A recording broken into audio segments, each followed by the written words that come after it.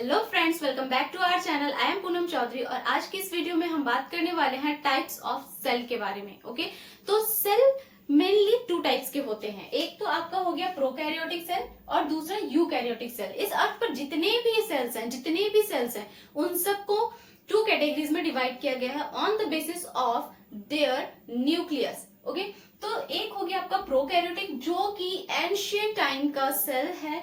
Pro means primitive, karyotic जो word है वो कैरियन से लिया गया है जिसका मतलब होता है न्यूक्लियस। तो प्रीमिटिव टाइप ऑफ न्यूक्लियस, ऐसा न्यूक्लियस जो वेल डेवलप्ड नहीं है।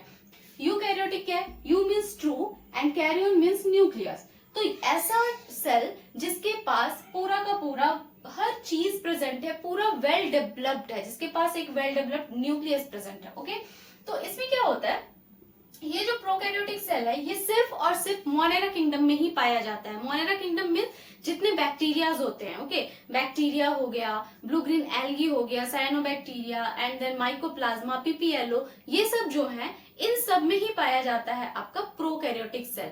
मोनेरा किंगडम को छोड़ के बाकी और जो हमारे पास 4 किंगडम है, टोटल 5 किंगडम्स है हमारे पास, Monera, Protista, Fungi, Plantae and Animalia. तो जो मोनेरा किंगडम है उसमें प्रोकैरियोटिक सेल पाए जाते हैं, उसको छोड़ के बाकी जो 4 किंगडम है हमारे पास उन सब के पास यूकैरियोटिक सेल पाए जाते हैं। ओके, उसके बाद अब क्या क्या डिफरेंस है प्रोकैरियोटिक और यूकैरियोटिक में? सबसे पहले तो एक जो सेल होता है, कोई भी, जैसा हमारे पास सेल है, अगर यूकैरियोटिक सेल की बात करें तो सेल के पास, किसी भी सेल के पास प्लाज्मा मेम्ब्रेन है, एक सेल मेम्ब्रेन, उसके पास उसके बीच का साइटोप्लाज्म है। ये दोनों तो हर सेल के पास होगा, चाहे वो प्रोकैरियोटिक हो चाहे वो यूकैरियोटिक हो। उसके बाद अगर ये प्रोकैरियोटिक सेल है तो इसके बीच में न्यूक्लियस नहीं होगा। अगर यूकैरियोटिक सेल है तो ये सेल है, ये साइटोप्लाज्म है, इसके बीच में एक न्यूक्लियस प्रेजेंट होगा, बट ये न्यूक्लियस इसके पास नहीं होगा। ओके, तो इसके पास क्या है कि न्यूक्लियस इज एब्सेंट और इसमें क्या हो गया, न्यूक्लियस इज प्रेजेंट, क्योंकि ये वेल डिफाइंड है, वेल डेवलप्ड है और ये वेल डेवलप्ड नहीं है, तो इसके पास जो है न्यूक्लियस नहीं होता है। अब न्यूक्लियस के अंदर क्या होता है? न्यूक्लियस के अंदर होता है हमारा genetic material, means DNA. Okay, तो डीएनए जो होता है हमारे यूकैरियोटिक सेल्स के अंदर, डीएनए जो होता है वो न्यूक्लियस के अंदर होता है। Means suppose that this is the nucleus और इसके अंदर आपका डीएनए प्रेजेंट होता है। बट प्रोकैरियोटिक सेल में क्या होता है, इसके अंदर न्यूक्लियस तो है ही नहीं, तो इसका जो डीएनए होता है वो साइटोप्लाज्म में ऐसे ही ओपन नेकेड जो होता है वो स्कैटर्ड होता है। ओके, तो इसका डीएनए कैसा हो गया, नेकेड। इसका जेनेटिक मटेरियल कैसा हो गया, नेकेड। तो जेनेटिक मटेरियल इज नेकेड।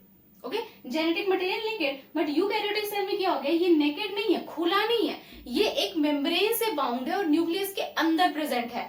तो इसमें क्या हो गया कि genetic material is naked and eukaryotic cell में क्या हो गया, genetic material is enclosed inside the nucleus. Okay, उसके बाद इसका जो जेनेटिक मटेरियल होता है ये सर्कुलर होता है और जो यूकैरियोटिक सेल्स होते हैं उनमें लीनियर डीएनए प्रेजेंट होता है। अब ये जिस रीजन में ये प्रेजेंट होता है इसका जेनेटिक मटेरियल, उस रीजन को बोलते हैं न्यूक्लियर्ड। ओके, इसमें क्या बोल रहे हैं, न्यूक्लियस, और इसमें क्या बोल रहे हैं, न्यूक्लियर्ड। तो प्रोकैरियोटिक सेल में क्या प्रेजेंट होता है, न्यूक्लियर्ड, और यूकैरियोटिक सेल में क्या प्रेजेंट होता है, न्यूक्लियस। ओके, नेक्स्ट क्या हो गया, न्यूक्लियर मेम्ब्रेन इज एब्सेंट। देखिए इसमें कोई भी न्यूक्लियर मेम्ब्रेन नहीं है और इसमें क्या है, एक न्यूक्लियर मेम्ब्रेन है, मींस न्यूक्लियस के चारों तरफ एक मेम्ब्रेन है। तो nuclear membrane absent, nuclear membrane present. Okay, next हो गया आपका membrane bound cell organelles are absent. अब क्योंकि ये प्रोकैरियोटिक सेल है, वेल डिफाइंड नहीं है, वेल डेवलप्ड नहीं है, एडवांस सेल नहीं है, तो इसके पास कोई भी सेल ऑर्गेनल भी प्रेजेंट नहीं होता है, क्योंकि इसके पास कोई मेम्ब्रेन ही नहीं है। इसके पास सिर्फ एक मेम्ब्रेन है, सेल मेम्ब्रेन, उसके अलावा इसके सेल के इनसाइड में कोई भी मेम्ब्रेन प्रेजेंट नहीं होता है। तो जितने भी ऑर्गेनल्स हैं, जैसे कि हमारे पास है माइटोकॉन्ड्रिया है, गोल्जी एपरेटस है, उसके बाद आपके क्लोरोप्लास्ट हो गए, प्लास्टिड हो गए, ये सब क्या है, मेम्ब्रेन बाउंड है। तो ये इसके अंदर नहीं होंगे क्योंकि मेम्ब्रेन बाउंड, मेम्ब्रेन है ही नहीं इसके अंदर, इसके साइटोप्लाज्म में एक भी मेम्ब्रेन नहीं है और मेम्ब्रेन बाउंड सेल ऑर्गेनल भी नहीं है। लेकिन इसके पास क्या होते हैं, सारे के सारे membrane bound cell organelle present होते हैं, lysosome, mitochondria, Golgi apparatus, endoplasmic reticulum. Okay, इसके पास वो सारे नहीं है। ये हो गया डिफरेंस।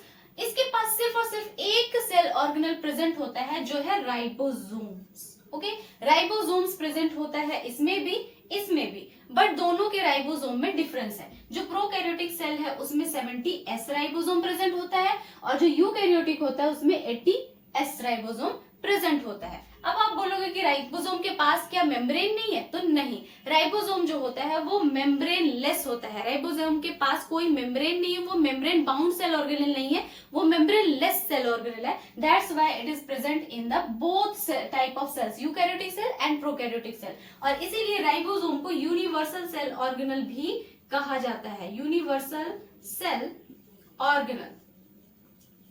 ओके, और ये सबसे स्मॉलेस्ट सेल ऑर्गेनल भी होता है, it is smallest cell organelle. Okay, तो ये सबसे स्मॉलेस्ट सेल ऑर्गेनल भी है और यूनिवर्सल सेल ऑर्गेनल भी है, क्योंकि ये हर टाइप के सेल में पाया जाता है। क्योंकि इसके पास मेम्ब्रेन नहीं है, तो ये प्रोकैरियोटिक सेल में भी फिट हो जाता है और ये यूकैरियोटिक सेल के अंदर भी फिट हो जाता है। अब इस 70S और 80S का मतलब क्या है? S stands for Svedberg unit. Svedberg unit, ये स्वेडबर्ग एक साइंटिस्ट का नाम है जिन्होंने इसको बताया था, तो उनके नाम पर ही इसका यूनिट दे दिया गया, स्वेडबर्ग यूनिट। ओके, और इस S का क्या मतलब होता है? Sedimentation coefficient. Sedimentation coefficient. Okay, अब ये क्या है? Sedimentation coefficient. Sedimentation means sediment हो जाना, कहीं पर बैठ जाना। अब अगर मान लीजिए कि आप एक टेस्ट ट्यूब में राइबोसोम को रखते हो, ओके, टेस्ट ट्यूब में हमने राइबोसोम को रखा, यहाँ पर हमने मार्किंग कर दिया, यहाँ पर 100 कर दिया, ठीक है, यहाँ पर हमने 80 कर दिया, 70, 60, 50, 40, 30, 20, इस तरह करके हमने मार्किंग कर दिया। ओके, 90 यहाँ पर छूट गया, 90 लिख देते हैं। इस ऐसे हमने मार्किंग कर दिया, इसके अंदर हमने राइबोसोम को डाल दिया। ओके, इसके अंदर हमने क्या कर दिया? राइबोसोम को डाल दिया, और डालने के बाद इसको क्या कर दिया? सेंट्रीफ्यूज। इसको हमने क्या कर दिया? सेंट्रीफ्यूज। सेंट्रीफ्यूज का मतलब होता है कि इसको घुमाना, ठीक है, स्पिन करना। तो इसको जब हम बहुत ही ज्यादा घुमाएंगे और उसके बाद क्या होगा? इसके अंदर राइबोसोम प्रेजेंट है, तो जब हम किसी चीज को घुमाते हैं तो क्या होता है? जो हैवी पार्टिकल्स होते हैं वो सेटल्ड हो जाते हैं, और जो लाइट पार्टिकल्स होते हैं वो ऊपर फ्लोट करते हैं। मींस जो हैवी वाला होता है वो नीचे चला जाता है, सेटल हो जाता है, सेडिमेंट हो जाता है, और जो लाइट वाला होता है वो ऊपर चला जाता है। तो जो इन सारे जितने भी राइबोसोम है, इनको हमने जब किया, इसके अंदर सेंट्रीफ्यूज कराया, तो इसमें क्या देखा हमने कि जो प्रोकैरियोटिक सेल वाले राइबोसोम थे वो क्या हुए? वो 70S, ठीक है, वो 70 पर आकर सेटल्ड हो गए थे, 70 पर आकर रुक गए थे।